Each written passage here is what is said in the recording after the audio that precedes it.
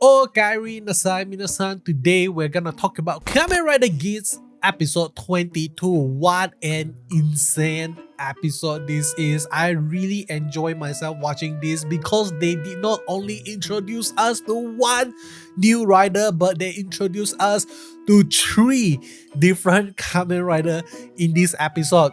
I would say two, but actually, if you really think about it, it is three rider being introduced.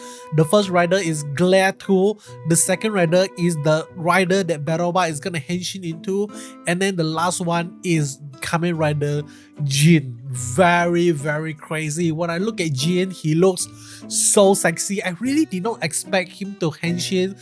When I actually saw the gun that he actually used and point towards Baroba, at first I actually think that hey, that is a gun. It looks very similar to a henshin device, but personally, I was thinking to myself maybe it is gonna be a new power up item for S. I really did not expect Jin to participate in as a rider himself, so this is really interesting.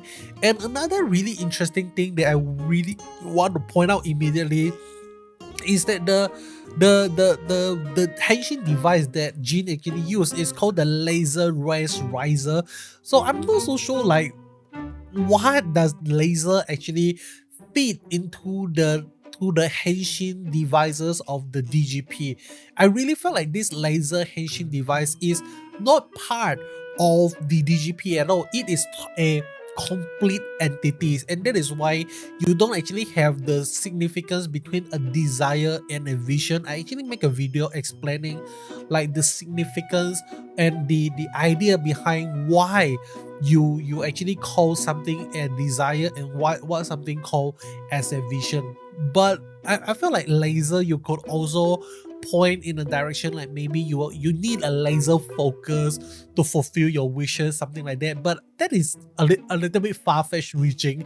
And another thing really interesting is when Jin actually henshin, he actually snapped his finger, very similar to S. I felt like he actually copied S in that department, but I could be wrong, okay? Even like his rider suit looks a little bit similar to a fox as well, with the pointy ears, something like that. So I'm not so sure whether or not that is based out of a fox as well, or am I just thinking too much? But the one that I'm really excited to learn about is Baroba. Like, who the hell is Baroba? Because at first I thought that she is just a normal human. I really did not expect much of her, but in this episode we actually get to see Baroba using a similar henshin driver as Jin. So both Jin and Baroba must have come from the same dimension, or they are coming from the same timeline, because we are not sure whether or not they are from the future, from the past, or maybe they are from different dimension. We are still not sure what is the way that all these participants actually watch the DGP itself, because if they are actually from different dimension, it actually makes much more sense rather than they are actually from the future itself. But when Ace and Niram was actually having a little bit of conversation, Ace actually talks about how they are not supposed to be from this timeline, something like that. So that is why I actually think to myself, maybe time is also like in the part of the conversation here that we need to think about when we think about where does all these sponsors, all these supporter of the DGP actually come from.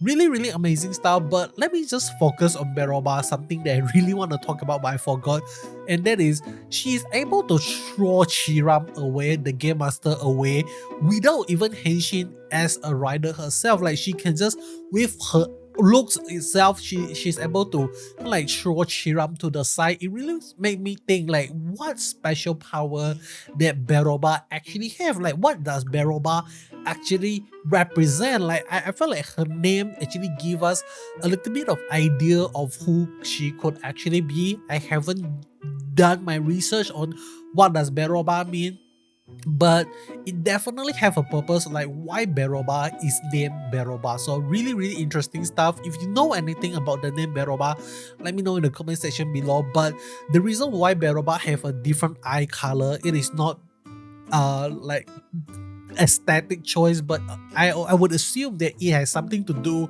with her special power that she actually have. Maybe she is the first person that is able to fully fuse with the Jyamato itself, and that is why she's able to live in the Jyamato war, and you don't actually see the Jyamato attacking her and all those stuff. So this is really interesting. But another thing about Beroba, another thing that we learned from Beroba is the vision driver. Apparently, the vision driver is actually the key to the goddess of creation. Really amazing stuff that we actually see here, because the goddess of creation, a lot of us actually have an idea, have a theory that it could actually be Mitsune, the mom of Ukiyo-S. So this is really interesting, because if the goddess of creation is S mom, then doesn't that mean Ukiyo-S himself is actually a god? Okay, like that is gonna be mind-blowing. So calling him Dezashin is actually the correct term for him, because he is a son of a goddess, something like that. So that is really crazy. But I'm not so sure why they actually make it in a sense like the vision driver is actually the key towards the goddess of creation. Like this has to that would mean the vision driver actually came from the goddess of creation itself, or maybe it holds certain part of the goddess of creation power, something like that, because the ability to control other people, the ability to do some sort of kind of like angelic power looking stuff really must have come from somewhere. Because when we actually look at Geyser, Niram Rider form, something like that, his special ability is he fly to the sky, he unleash kind of like a fiery wing of angels, and then he just rider kick to the ground, something like that. So that actually looks very similar to an image of what you would expect of an angel itself. And even Glare having the ability to mind control other player also give us an idea that maybe this is a part of the power of the goddess of creation, something like that. But we are not sure how does the vision driver link to the goddess of creation. We're still waiting and looking to see how things is gonna go. Okay, so really interesting stuff here. But next, I just want to jump back to the beginning of the episode, because I really want to talk about this. I'm not so sure am I understanding the plot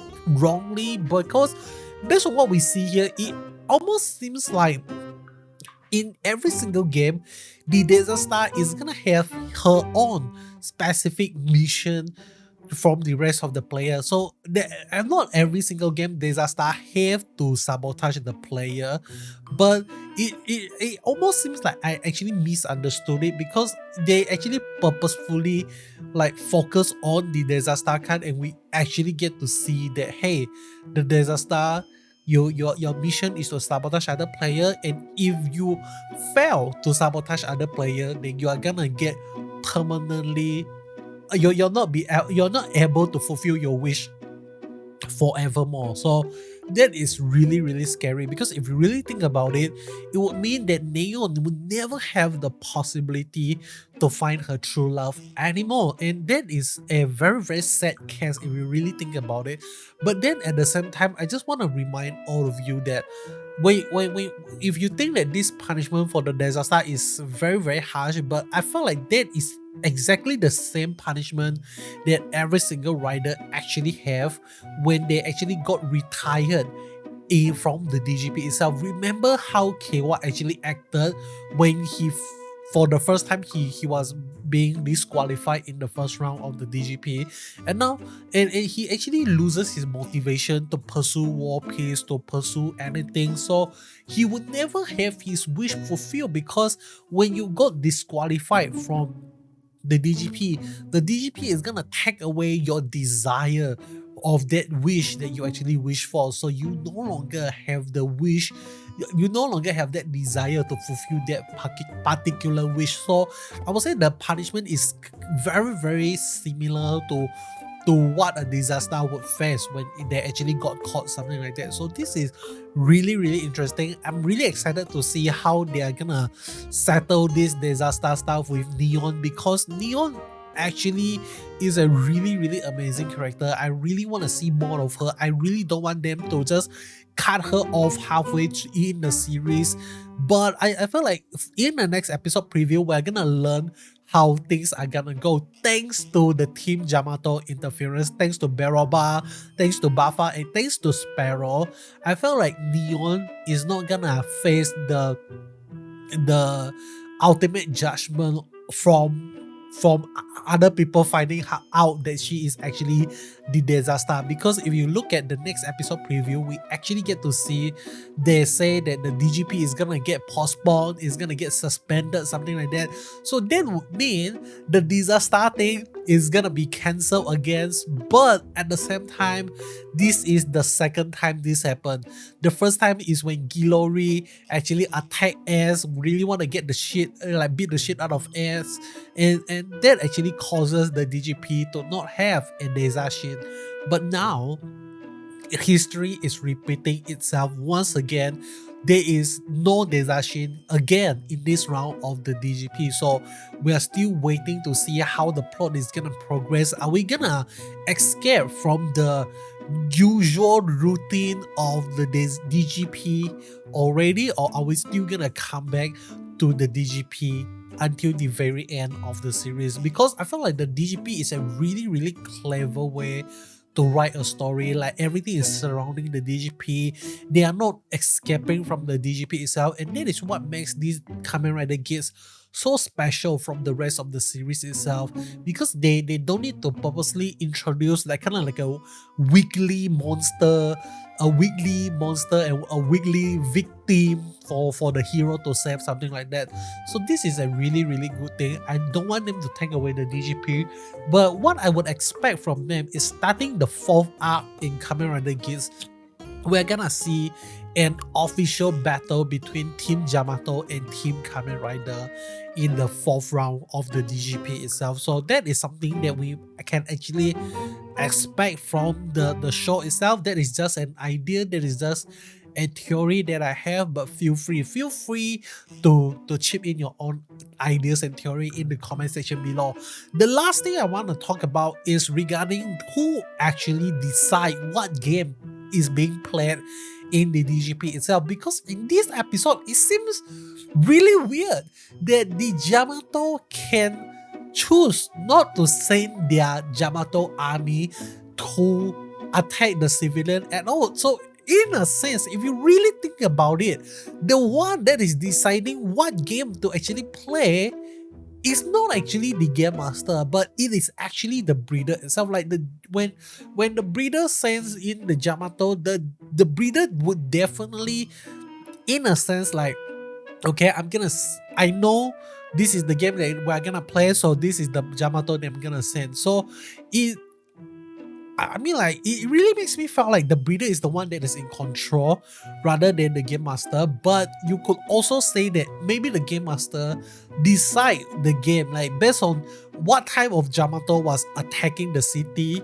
then the game master is gonna decide what type of game to issue for the player itself. So maybe that is the case, I'm not so sure.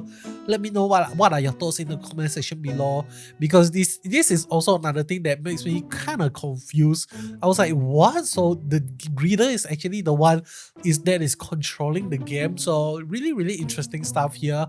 But lastly, I just want to say, seeing Neon and this, I don't know what is his name, but I would say most probably the sponsors of the sponsors of Neon, the guy that we actually saw confronting Neon and in a sense kind of like scolding Neon, like he seems kind of sus.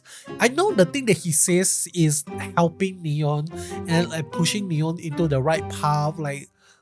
So it almost makes us wants to like this guy, but I really felt like this guy is very sassy looking, and like why is he there at that cafe, and like why is he so daring to confront Neon in a sense at this part of this show itself. So maybe he is actually a stalker of Neon. Like that could actually be a huge possibility, but then again at the same time we could also see that this could actually be the true love of Neon Kurama. Whatever he is, we just need to wait and see who actually he is. Okay, so that is all from me. Hope you enjoyed this video. And lastly, before you leave, let me know in the comment section below, do you think that Chiram is gonna get fired for losing the vision driver to Baroba? I really felt like Niram is just gonna middle finger Chiram and like, oh, this is the last time you're gonna become game master because you lost the vision driver.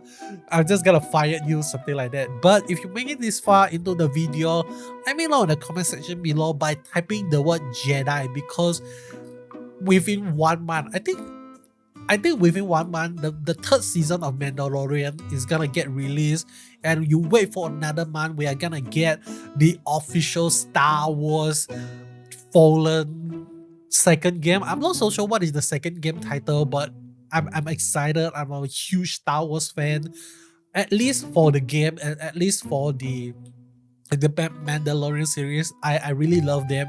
So that is all. Hope you enjoy. I'll be seeing you guys in the next one. Goodbye.